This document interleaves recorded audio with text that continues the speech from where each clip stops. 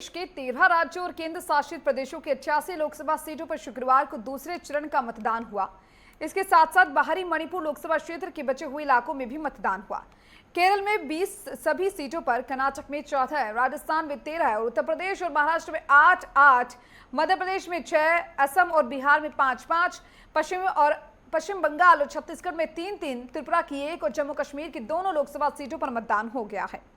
Voting percentage की बात अगर की जाए तो 88 सीटों पर औसतन 60% से ज्यादा मतदान हुआ।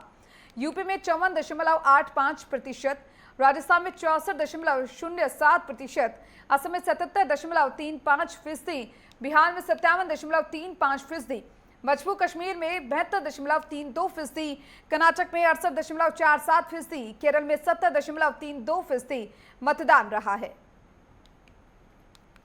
अब देखिए दूसरे चरण का भी मतदान संपन्न हो चुका है। 13 राज्यों की 88 सीटों पर यह मतदान हुआ। 88 सीटों पर औसतन 60% वोटिंग देखने को मिली है, क्योंकि पहले चरण के मुकाबले अगर दूसरे चरण की बात की जाए तो कल गर्मी ज्यादा थी, उसके चलते जो वोटिंग प्रतिशत है वो भी कम दिखाई दिया। 13 राज्यों की 88 सीटों पर मतदान हो चुका है कल दूसरे चरण में, और अब तीसरे चरण को लेकर सभी काफी एक्टिव नजर आ रही हैं। सभी पार्टियों की बात करें, जहां यूपी में कुल 8 सीटों पर 54.85% मतदान हुआ।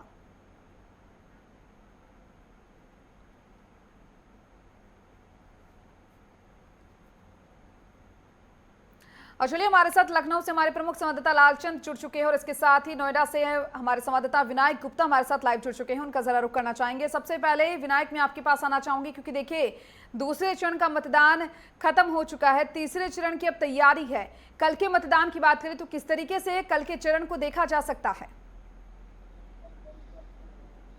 जी, आपको बता दूं कल शांतिपूर्ण तरीके से जो है दूसरे चरण का मतदान जो है समाप्त हो गया है, और जो ईवीएम मशीनें हैं वो दोबारा जो है सेक्टर फेज 2 के जो फूल मंडी है वहां पर जमा करा दी गई है। और पूरी तरीके से वहां पर सुरक्षा व्यवस्थाएं करी जा रखी गई है, कई एजेंसियां वहां पर चिन्हित करी जा रखी गई है, और जिन कैंडिडेट के प्रत्याशी प्रतिनिधि जो है वहां पर दिन रात जुटे हुए हैं, वहां पर पूरी तरीके से सीसीटीवी कैमरे लगाए जा रखे गए हैं, वीडियोग्राफी करी जा रखी है, सुरक्षा के बाकायदा पूरे इंतजाम करे जा रखे हैं। वहीं अगर बात करी जाए वोट परसेंटेज की, तो वोट का जो परसेंट रहा है वो बिल्कुल कम रहा है, क्योंकि पिछले बार के मुकाबले जो है इस बार वोट परसेंटेज कम रहा है। 51 पॉइंट कुछ रहा है गौतम बुद्ध नगर का, जिसमें 5 विधानसभाएं लगती हैं।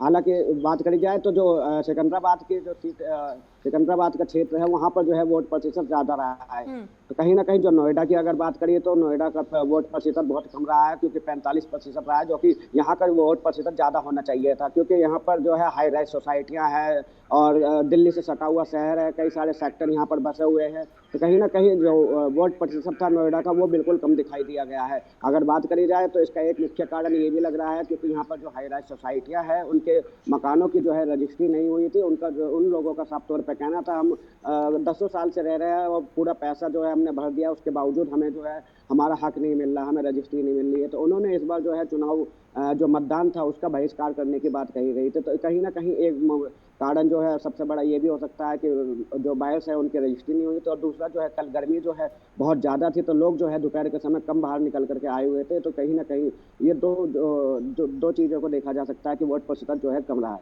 जी बिल्कुल लालचंद, आपके पास आना चाहूंगी, क्योंकि देखिए उत्तर प्रदेश की बात करें तो अहम सीटों पर मतदान हुआ है। कल के मतदान प्रतिशत को देखते हुए क्या कुछ कहेंगे, क्योंकि दूसरे चरण का मतदान अब संपन्न हो चुका है, तीसरे चरण की तैयारी है? बिल्कुल दीपिका, अगर हम बात करें कल 13 राज्यों की 88 सीटों पर मतदान हुआ। सुबह 7 बजे से शाम 6 बजे तक तमाम मताधिकार का प्रयोग करते हुए मतदाता दिखाई दिए। तमाम प्रत्याशियों की किस्मत ईवीएम में कैद हो गई है, उसे स्ट्रांग रूम में रख दिया गया है। 4 जून को जो है उसकी गिनती होगी और नतीजे भी सामने आएंगे। कौन प्रत्याशी आगे है, कौन प्रत्याशी पीछे रहेगा, किसको कितने वोट मिलेंगे, कहीं ना कहीं इसको लेकर जो है तमाम मताधिकार का प्रयोग जो मतदान केंद्र पर हुआ उसको लेकर कहीं ना कहीं मतदान प्रतिशत की बात करें तो काफी कम दिखाई दिया। 2019 की अपेक्षा भी कहीं ना कहीं मतदान प्रतिशत काफी कम रहा, क्योंकि पहले चरण में जिस तरीके से 19 अप्रैल को जो मतदान हुआ था कहीं ना कहीं उसमें थोड़ा बढ़ोतरी देखी गई थी, लेकिन 2019 की अपेक्षा कहीं ना कहीं कम थी।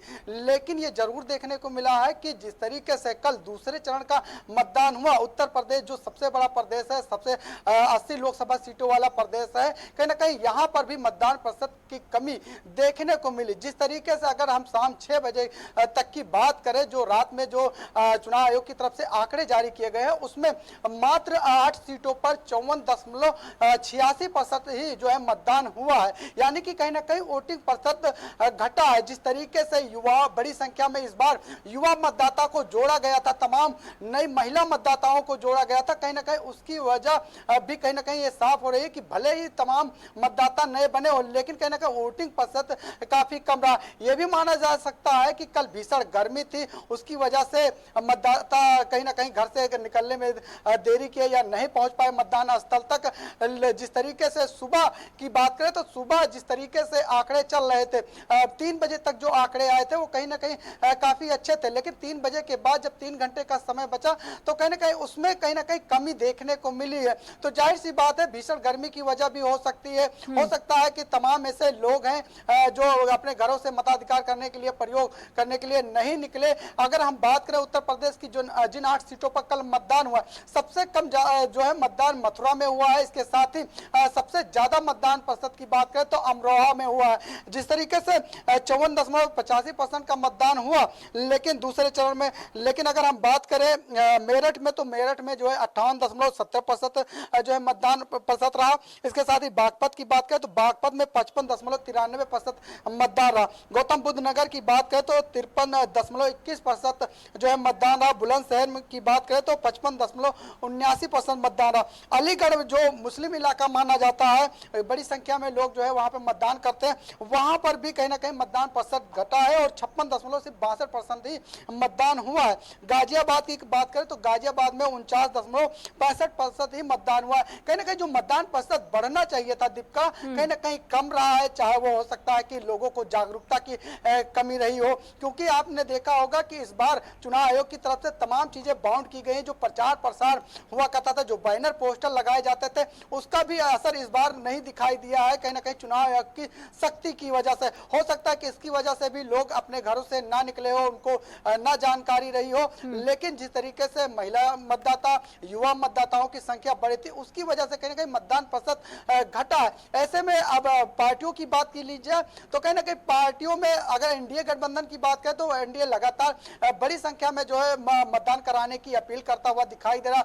हर बूथ स्तर पर जो है अपने पदाधिकारियों को भेज रहा है कि ज्यादा से ज्यादा लोगों को जो है मतदान स्थल तक लाया जाए। हो सकता है कि इसका थोड़ी कमी देखने को मिले, लेकिन विपक्ष कहीं ना कहीं जिस तरीके से दावे कर रहे थे, विपक्ष को इसका फायदा होगा, नुकसान होगा, ये जब 4 जून को रिजल्ट आएंगे तभी पता चल सकता है। लेकिन हाँ, ये जरूर माना जा सकता है कि जो मतदान प्रतिशत होना चाहिए वो नहीं हो रहा है। जी बिल्कुल। विनायक, आपके पास आना चाहूंगी, क्योंकि देखिए लगातार अगर नोएडा की बात करें, क्योंकि आपने बताया कि वोटिंग प्रतिशत अगर पहले चरण के मुकाबले दूसरे चरण में कम देखने को मिला है, क्या कुछ कारण इसका माना जा सकता है?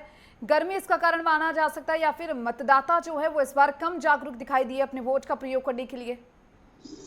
जी, आपको बता दूं कि यहाँ पर जो है कि दो बड़ी समस्याएं थी। एक तो जो यहाँ पे हाई राइज सोसाइटियाँ हैं वो बाकायदा उनके रजिस्ट्री नहीं हुई है, 10 सालों से रह रहे हैं और उन्होंने अपना पूरा बकाया पैसा दे दिया। वो कई लंबे समय से मांग कर रहे थे कि हमारी रजिस्ट्री हो जाए, लेकिन प्राधिकरण पर करोड़ों रुपए का बिल्डर का बकाया होने के कारण उनकी रजिस्ट्री नहीं हो पा रही। इस बार जब लोकसभा चुनाव थे तो उन्होंने साफ तौर पर कहा था कि हम इस चुनाव का बहिष्कार करेंगे क्योंकि हमारी जो है रजिस्ट्री नहीं हो पा रही है। तो कहीं ना कहीं जो हाई राइज सोसाइटियाँ हैं तो लाखों वोट जो है वो उसमें रहते हैं, तो कहीं ना कहीं उन्होंने जो है रजिस्ट्री को लेकर के वोट नहीं करेंगे, तो कहीं ना कहीं एक ये भी माना जा सकता है कि उनका वोट प्रतिशत जो उसके कारण कम पड़ा है। साथ ही साथ कल की अगर गर्मी की बात करी जाए तो कल का टेम्परेचर जो है बहुत हाई था, जिसको लेकर के लोग घर से बाहर निकल लेते हैं। वहीं अगर सुबह देखा जाए तो सुबह 7 बजे से लेकर 12 बजे तक लगातार लोग अपने घर से निकल करके मतदान करने के लिए पहुंचे हुए थे। काफी बड़ी संख्या में वो लोग पहुंच रहे थे, लेकिन जब दोपहर का समय शुरू हुआ था तो लोग पोलिंग बूथ पर भी कम दिखाई देने लग गए थे। तो कहीं ना कहीं ये 2 बड़े समस्याएं हो सकती है।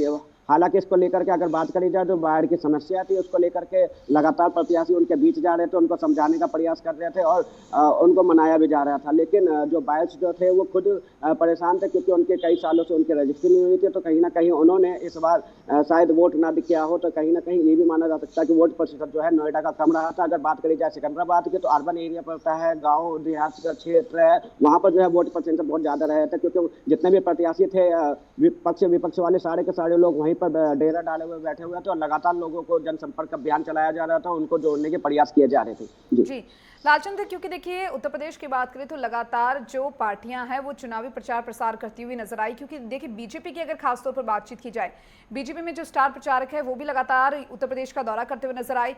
लेकिन सपा और कांग्रेस का जो गठबंधन यहाँ पर इस बार हुआ है, उनका जो चुनावी प्रचार प्रसार है वो बहुत कम देखने को मिला है।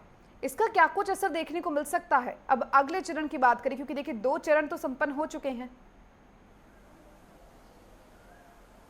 बिल्कुल, जिस तरीके से 19 अप्रैल को पहले चरण का मतदान हुआ और धुआंधार प्रचार बीजेपी की तरफ से किया गया, प्रधानमंत्री नरेंद्र मोदी से लेकर उत्तर प्रदेश के मुख्यमंत्री योगी आदित्यनाथ तक सभी जो है मंत्री हो, विधायक हो या पूर्व सांसद हो या वर्तमान सांसद हो, उन्होंने धुआंधार प्रचार प्रसार किया और उसका रिजल्ट ये रहा कि कहीं ना कहीं जो बड़ी संख्या में मतदाता थे वो पहले चरण में दिखाई दे कि उन्होंने जो है अपने मताधिकार का प्रयोग किया। तमाम प्रत्याशियों की किस्मत ईवीएम में कैद हो चुकी है, लेकिन दूसरे चरण में यह माना जा रहा था कि बड़ी संख्या में मतदान होगा, 60-65 के ऊपर जो है प्रतिशत जा सकता है वोटिंग परसेंट। और जिस तरीके से चुनाव आयोग भी अपील करता हुआ दिखाई दिया, तो वहीं बीजेपी के ने भी बड़ी संख्या में जो है अपील की कि जो मतदाता है वो कहीं ना कहीं अपने मताधिकार का प्रयोग करे और जो उनके कार्यकर्ता हैं बीजेपी के वो बूथ स्तर तक जाए, घर घर जाए, पर्चियां पहुंचाए, उनको मतदान स्थल तक लेकर आए। कहीं ना कहीं उसका भी असर शायद फीका दिखाई दिया है, उतना मतदान प्रतिशत सेकंड फेज में नहीं हो पाया। हाँ, लेकिन तीसरे फेज की बात कर रहे हैं तो तीसरे फेज में यह माना जा रहा है कि जिस तरीके से बीजेपी के तमाम बड़े नेता, उत्तर प्रदेश के मुख्यमंत्री लगातार धुआंधार प्रचार कर रहे हैं, हर दिन 3 जिलों का दौरा करते हैं, जनसभाएं करते हैं, रैलियां करते हैं, रोड शो करते हैं और लोगों से अपील भी करते हैं कि बड़ी संख्या में मतदाता घर से निकले और अपने मताधिकार का प्रयोग करें और अपनी सरकार चुने। तो जाहिर सी बात है उसका असर इस बार तीसरे चरण में दिखाई देगा या नहीं, ये देखने वाली बात होगी। लेकिन हाँ, ये जरूर देखने को मिल रहा है कि बीजेपी लगातार धुआंधार प्रचार प्रसार कर रही है। इंडिया गठबंधन की बात करें, जिस समाजवादी के साथ जो है कांग्रेस उत्तर प्रदेश में चुनाव लड़ती हुई दिखाई दे रही है। 17 सीटों पर जो है कांग्रेस चुनाव लड़ रही है और 4 सीटों में, कल के चुनाव में 4 सीटों पर कांग्रेस जाती तो वहीं 4 सीटों पर समाजवादी पार्टी चुनाव लड़ती हुई दिखाई दी। लेकिन इन सीटों की बात करें, जिन 8 सीटों पर कल मतदान हुआ, उसमें से अगर 2019 की बात करें तो 7 सीटों पर बीजेपी का कब्जा रहा है। बसपा 1 सीट पर जो है वो कब्जा किया था 2019 में। लेकिन इस बार के चुनाव में देखना होगा कि किसकी कितनी सीट होगी जब 4 जून को ईवीएम खुलना शुरू होंगे। लेकिन हाँ, ये जरूर देखने को मिला कि उत्तर प्रदेश के अंदर जिस तरीके से इंडिया गठबंधन यानी कि विपक्ष चुनाव प्रचार करना चाहिए था, उस तरीके से धुआंधार प्रचार प्रसार नहीं दिखाई दे रहा। हाँ, बीजेपी का धुआंधार प्रचार लगातार दिखाई दे रहा है। डिप्टी सीएम ब्रजेश पाठक हो, चाहे केशव प्रसाद मौर्य हो, चाहे मुख्यमंत्री हो, चाहे उनके तमाम और मंत्री हो, चाहे बीजेपी के पदाधिकारी हो, लगातार प्रचार प्रसार कर रहे हो। जनता को अपनी जो 10 साल मोदी जी ने काम किया उसको भी गिनाते हुए दिखाई दे रहे हैं। योगी जी ने इन 7 सालों में क्या काम किया उसको भी गिनाते हुए दिखाई दे रहे हैं। लेकिन इंडिया गठबंधन कहीं ना कहीं इनसे दूर दिखाई दे रहा है। हो सकता है कि वो अंदर अंदर जो है बिल्कुल लालचंद, चलिए लालचंद, बिल्कुल सही कहा आपने कि लगातार लालचंद पार्टियों की बात करें तो चुनावी प्रचार प्रसार में पार्टियां लगातार जुटी हुई है, चाहे वो बीजेपी की बात हो या फिर जो और पार्टियां हैं उनकी बात हो। आप दोनों का बहुत बहुत शुक्रिया तमाम जानकारी को विस्तार से साझा करने के लिए, कि बताया कि किस तरीके से पहले चरण के मुकाबले दूसरे चरण में क्या कुछ देखने को मिला है